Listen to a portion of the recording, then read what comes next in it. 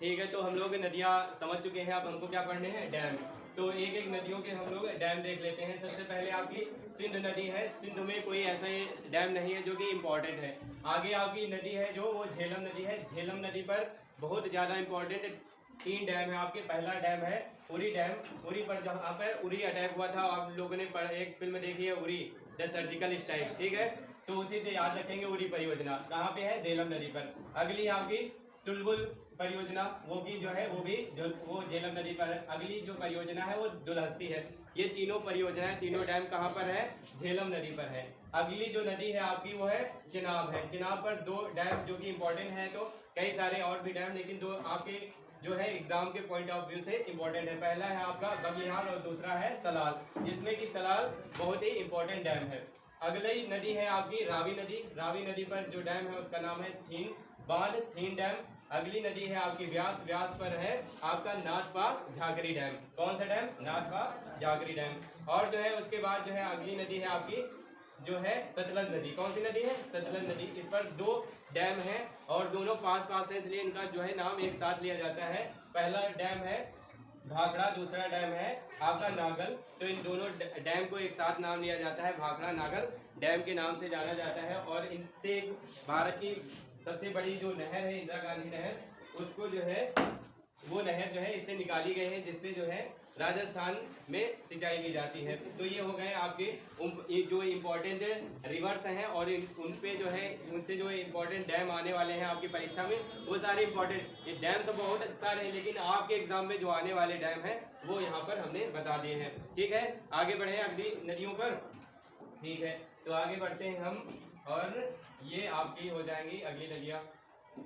तो ये हो गई आपकी नदी भागीरथी, और जो नदी है अलकनंदा। ये नदी आगे ऊपर जो जहाँ जो गंगा नदी निकलती है गोमुख हिमनद से, उसके बाद जो है उसका नाम पड़ता है भागीरथी। आप लोगों ने जो है रामायण देखी होगी कि जो है कहाँ से जो है भागीरथी का उद्गम होता है, कैसे पूरी कहानी है, सब जानते होंगे। जानते कि नहीं, ना जानते हो तो बता दें।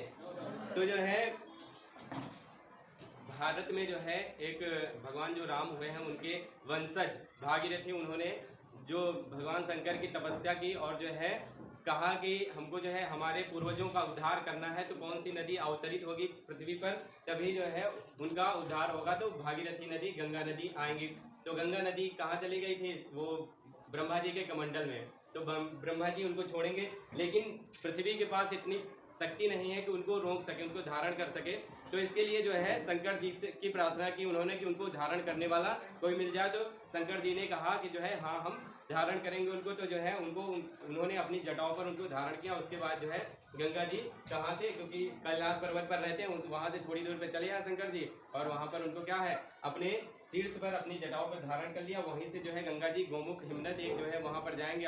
अभी आप लोग कभी मौका मिलेगा तो 5 जो है 4 धाम यात्रा होती है उत्तराखंड में। वहाँ पर जो है आपका गंगोत्री, यमुनोत्री, केदारनाथ और बद्रीनाथ, उसी में गंगोत्री नामक प्लेस पर देखने को मिलेगा। वहाँ से एक ग्लेशियर है गोमुख नामक ग्लेशियर, वहीं से गंगा जी का उद्गम होता है। वहाँ से स्टार्टिंग जब होती है तो उस स्टार्टिंग पॉइंट से यहाँ तक जो है आपका जो प्रयाग है, दोनों नदियों का अलकनंदा और भागीरथी नदी का, यहाँ तक उसका नाम, नदी का नाम रहता है भागीरथी नदी।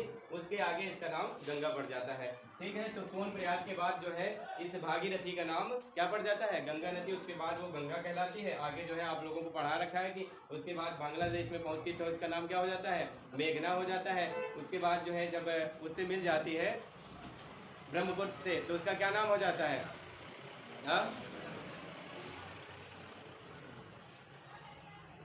देखो, पहले बांग्लादेश में पहुंचती है तो उसका नाम जमुना होता है। जब उससे मिल जाती है ब्रह्मपुत्र से, उसका क्या नाम हो जाता है, मेघना नाम हो जाता है। तो ये सब पढ़ चुके हैं, हमको केवल अभी क्या पढ़ना है, डैम पढ़ना है। डैम इंपॉर्टेंट है। तो ये आपका टिहरी डैम है, जो कि इंपॉर्टेंट, सारे इंपॉर्टेंट डैम हमने बता रखे हैं, और छोटे छोटे बहुत सारे डैम हैं गंगा नदी पर, लेकिन हमको टिहरी डैम याद रखना है। उसके बाद जो है आपकी ये नदी है चंबल नदी। क्या नाम है इसका, चंबल नदी है। और इस पर जो है आपके 3 इंपॉर्टेंट डैम है। पहला डैम है माता टीला, इसका क्या नाम है, माता टीला डैम। दूसरा इसका नाम, दूसरा डैम है गांधी सागर। कौन सा, गांधी सागर। 2 इंपॉर्टेंट डैम है, एक इंदिरा गांधी सागर है, दूसरा गांधी सागर है। तो जो आपका इंदिरा गांधी सागर है वो कहाँ पे है, वो आपकी जो है नर्मदा नदी पर। कहाँ पर है, नर्मदा नदी पर है। और ये जो गांधी सागर है चंबल नदी पर है। तो गांधी सागर, माता टीला और राणा प्रताप सागर, ये तीनों डैम कहाँ पे है? चंबल नदी पर है। तो चंबल नदी को आपको याद रखना है। इस पर 3 डैम याद रखने हैं। कौन कौन से? गांधी सागर, राणा प्रताप सागर और माता टीला डैम। अगली जो नदी है वो आपकी नदी है नर्मदा नदी। कौन सी नदी है? नर्मदा नदी है ये। तो नर्मदा नदी पर जो है इम्पोर्टेंट आपके एग्जाम पॉइंट से जो है आपके इम्पोर्टेंट डैम है वो 3 है। आपका पहला डैम है इंदिरा गांधी बांध, दूसरा है आपका ओंकारेश्वर। ओंकारेश्वर कोई घूमने गया है? ओंकारेश्वर जो है आपकी 12 जो ज्योतिर्लिंग है उसमें से एक ज्योतिर्लिंग है। कहाँ पर? नर्मदा नदी के किनारे ओंकारेश्वर में। तो वहीं पर जो है एक डैम है जिसका नाम क्या है? ओंकारेश्वर डैम, ओंकारेश्वर बांध। ये हो जाएगा आपका ओंकारेश्वर बांध। अगला डैम है आपका इस पर जो है लास्ट में गुजरात में, क्या नाम है इसका? सरदार सरोवर डैम। ये बहुत ही इंपॉर्टेंट डैम है।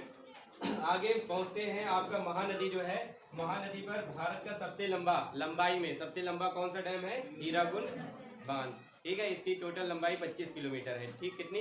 25 किलोमीटर लंबा डैम है। सबसे लंबा डैम भारत का कौन सा है? हीराकुंड बांध। उसके बाद जो है आपके उत्तर प्रदेश के सोनभद्र जिले में एक नदी है जिसका नाम है रिहंद नदी। इस पर एक बांध है जिसका नाम है रिहंद बांध। उसके बाद जो है एक नदी है आपकी दामोदर नदी, उस पर दामोदर परियोजना है। ठीक है, क्योंकि इसके किनारे जो है कोयले की खदान है। कोयले की खदान के कारण जो है ये नदी बहुत ज़्यादा गंदी हो गई है। तो इस नदी को साफ करने के लिए इस पर एक परियोजना सबसे पहले लॉन्च की गई थी प्रथम पंचवर्षीय योजना में, जो है दामोदर परियोजना। ठीक है, तो ये आपकी दामोदर परियोजना हो जाएगी। आगे बढ़ते हैं और देख लेते हैं दक्षिण भारत की कुछ नदियों के डैम। तो उसमें से सबसे पहले नदी है आपकी कृष्णा नदी। कृष्णा नदी पर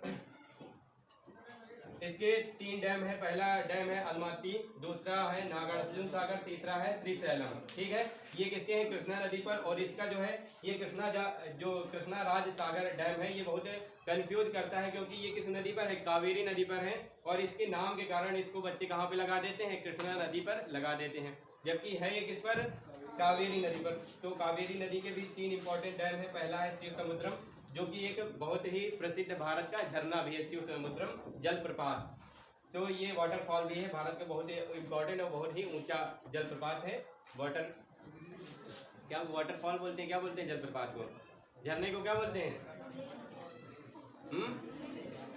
वाटरफॉल बोलते हैं। तो ये आपका झरना है शिव समुद्रम के नाम से, और एक डैम भी है। उसके बाद अगला है जो है आपका वो है कृष्णा राज सागर। कौन सा है? कृष्णा राज सागर। और इसके बाद लास्ट जो आपके आंध्र प्रदेश में है वो मेटूर डैम है।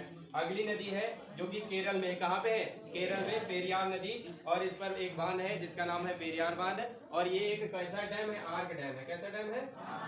आर्क डैम है। कैसा डैम है? आर्क, मतलब कि इसका जो डिजाइन है वो कैसी है? आर्क जैसी है।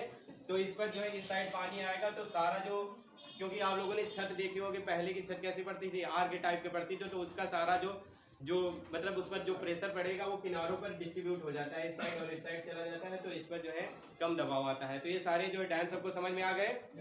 रिवाइज कर लेना सब लोग, ठीक है। और इस पर जो है कल हम क्वेश्चन पुटअप करेंगे कौन सा डैम कहाँ पर है, तो सब लोग रिवाइज करके आएंगे। और जो बच्चे हमारे यूट्यूब पर देख रहे हैं वो क्या करेंगे? लाइक, शेयर और कमेंट, क्या बेल आइकन भी दबा देंगे, क्योंकि जो बेल आइकन दबाने से क्या होता है कि जो हमारी वीडियो जब आएगी तो वो सबसे पहले आपको दिखाई देगी। और एक चीज़ जो बच्चों को नहीं समझ में आती